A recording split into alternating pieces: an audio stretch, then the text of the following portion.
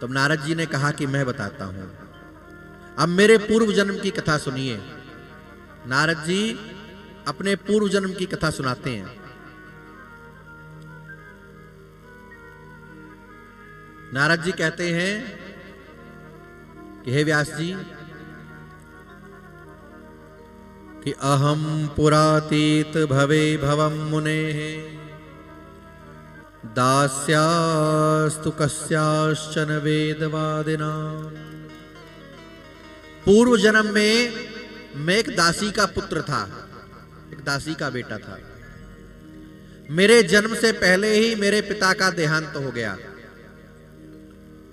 मेरा जन्म हुआ तो मेरे पालन पोषण की जिम्मेदारी मां पर आ गई, और मेरे पालन पोषण के लिए मेरी मां ने ब्राह्मणों के यहां दासी का कार्य करना शुरू कर दिया।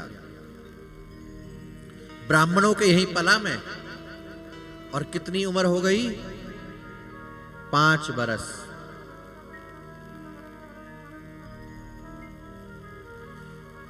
जब मैं 5 बरस का हो गया तो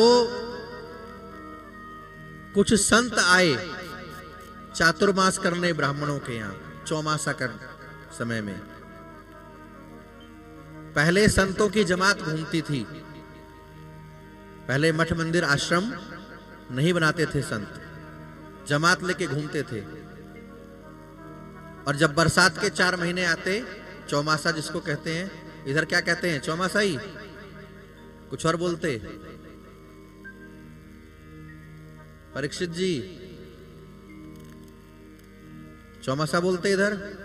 क्या बोलते? ये कहीं और थे, इधर नहीं थे। हाँ, नजर हटी, दुर्घटना घटी। हाँ, इसलिए इधर ही नजर रखनी है, इधर उधर नहीं। उधर जो है वो उधर वाले जाने, अंदर बैठे हैं, उनकी जिम्मेदारी है। हाँ, कल क्या कहा था मैंने, भूल गए ना? बादाम खाते हो? बादाम खाते हो? बादाम समझते हैं? बादाम, अरे तेरी, वो बादाम जो खाते हैं, काजू किशमिश मेवा बादाम खाते हैं? नहीं खाते? तो अभी ध्यान नहीं लग रहा है। 1 किलो लाइए, आधा हमको खिलाइए, आधा खुद खाइए, दिमाग ठीक रहेगा। बोलो राधे राधे, और धीरे बोलो।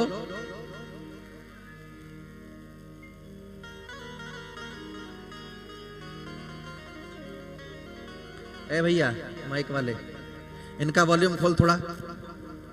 हाँ, अब बोलो, खोल दिया उसने, अब बोल के दिखाओ, राधे। हाँ, अब ठीक है।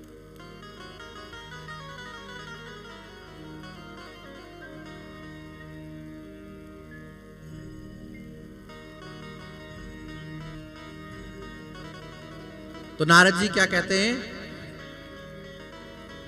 कि संत आए चौमासे में चातुर्मास करने के लिए ब्राह्मणों के यहां, और ब्राह्मणों ने मुझे उन संतों की सेवा में लगा दिया। अब 5 बरस का बच्चा क्या सेवा करेगा? संत कहते, मेरा नाम भी नहीं रखा गया था। नारद जी कहते हैं, संतों ने मुझे रामदास कह के पुकारना शुरू कर दिया। बच्चा रामदास, थोड़ी तुलसी ले आओ ठाकुर जी की सेवा के लिए, थोड़े पुष्प ले आओ, फूल ले आओ, थोड़ी दुर्वा ले आओ, जरा चंदन तो घिस दे, जरा जल छान दे। 4 महीने मैंने ऐसे सेवा करी। अब वो संत जब सत्संग करते, कीर्तन करते, तो मेरा बड़ा मन लगता। मैं उनके पास बैठा रहता, और पता ही नहीं लगा कि 4 महीने कब बीत गए। क्योंकि सुख का समय बहुत जल्दी बीतता है, दुख का समय काटे नहीं कटता। अभी सुख में हो, चैन में हो, अभी सोओगे, सुबह कब हो गई मालूम नहीं चलेगा। लेकिन किसी की मृत्यु हो जाए और रात भर वहां बैठना पड़े, तो काटे रात नहीं कटती, 500 बार घड़ी दिखती, अरे अबे तो 10 ही बज रहे।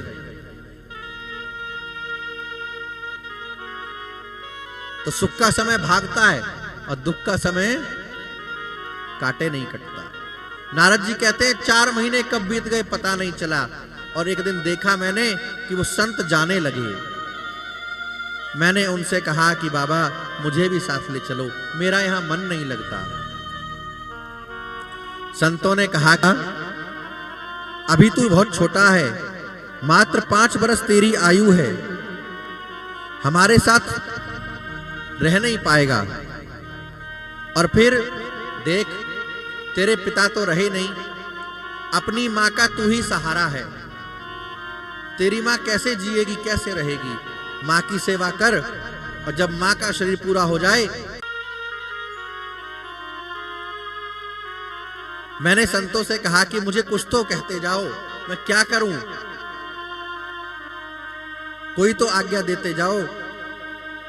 तो संतों ने कहा कि हम एक मंत्र करना, खूब मन लगा करके 12 मंत्र दे दिया और संत चले गए। नारद जी कहते कि मैं जब भजन करने बैठता माला लेकर के, तो मेरी मां मुझको बैठने नहीं देती, थोड़ी देर में उठा देती किसी ना किसी बहाने से। क्यों? माता जी लोग बहुत डरती, काय को लड़का बाबा जी ना हो जावे, हैं? बाबा जी लगते बहुत अच्छे, पर हमारा लड़का नहीं होवे। किसका होवे? पड़ोसी का। हाँ, ये सब माता लोग का हाल है। कोई मां नहीं चाहती कि हमारा बच्चा बाबा जी हो जाए। ज्यादा पूजा पाठ करे तो माई जल्दी घबराती है, कहीं बैरागी ना हो जाए। तो नारद जी कहते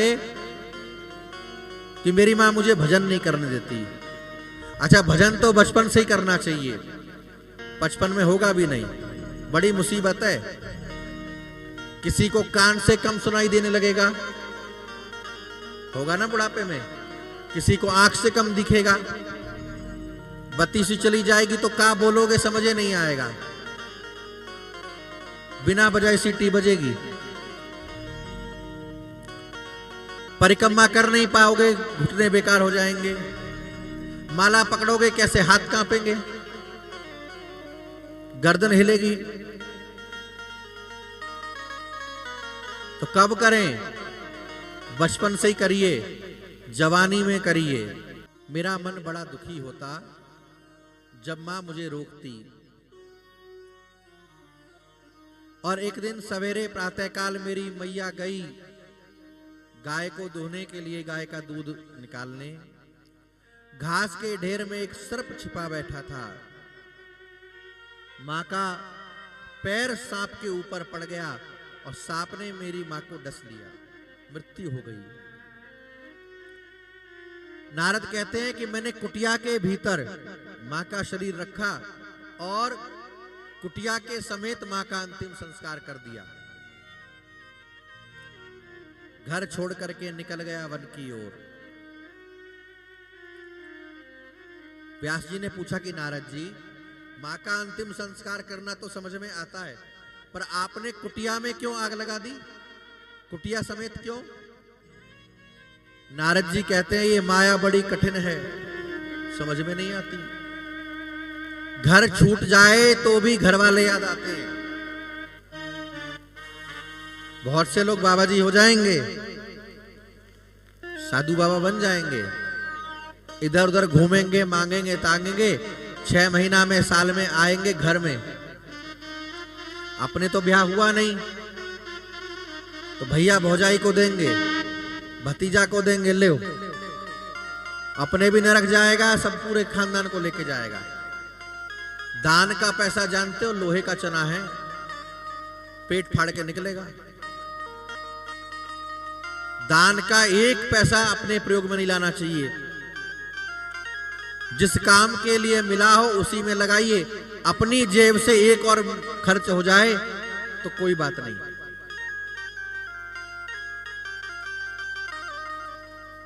पर दान इकट्ठा करके अपने घर में रखना, खाना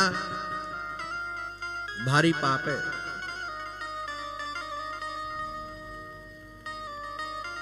तो नारद जी कहते हैं ना घर रहेगा ना घर की याद आएगी, कुटिया में ही मैंने आग लगा दी और चल करके आ गया वन में। एक सरोवर में मैंने जल पिया, स्नान किया और एक पीपल के वृक्ष के नीचे बैठ गया, भजन करने लगा। समाधि लग गई और मेरे मन में झांकी प्रकट हो गई भगवान की, हृदय में मुझे भगवान का दर्शन हो गया। नारद कहते हैं कि कुछ समय के बाद ही वो झांकी अंतर ध्यान हो गई। मैं व्याकुल हुआ, आंखें खोली तो आकाशवाणी हुई कि हे बालक, इस जन्म में मेरी प्राप्ति नहीं होगी। कब होगी? तो कहा कि जिस पेड़ के नीचे तू बैठा है ना तप करने, इस पर जितने पत्ते लगे हैं इतने जन्म बीत जाने के बाद तुझे मेरी प्राप्ति होगी। नारद कहते हैं मैं तो नाचने लगा, मुझे बड़ी खुशी हुई। व्यास जी ने पूछा नाचने की क्या बात थी, इतने जन्म बीतेंगे तब? नारद ने कहा कि यही तो खुशी की बात थी। क्या? कि मेरा पक्का तो हो गया कि इतने जन्म के बाद मुझे भगवान मिल जाएंगे, नहीं तो ठिकाना ही नहीं है मिलेंगे कि नहीं मिलेंगे। मिलेंगे तो कब मिलेंगे कोई पता ही नहीं है।